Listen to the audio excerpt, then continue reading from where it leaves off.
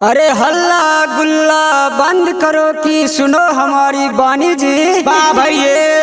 अरे हल्ला गुल्ला बंद करो कि सुनो हमारी बानी जी। वाह भैये।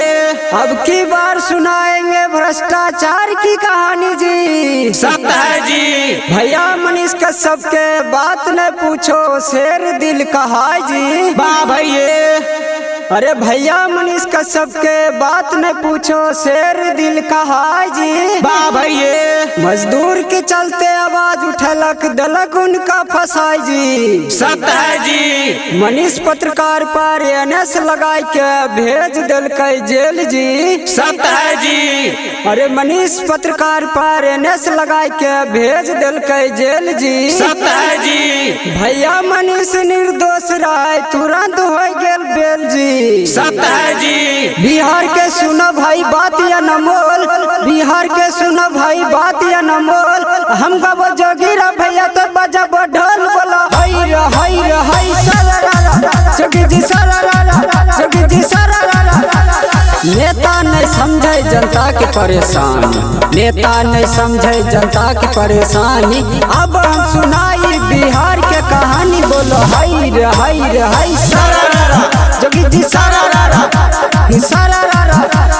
कहाँ भैया घूमे छो झूठे के संसार में, कहाँ भैया घूमे छो झूठे के संसार में। एक जगह या मजा मिली आई ना बिहार बोलो हई रे हई रे हई सरारा जोगी जी सरारा सरारा। जंगल रा सुशासन के गमकत सुगंध, जंगल रा सुशासन के गमकत सुगंध। होम डिलीवरी मिली खाली बिहार में दारू बंद बोलो हई रे हई रे हई सरारा जोगी जी सरारा सरारा।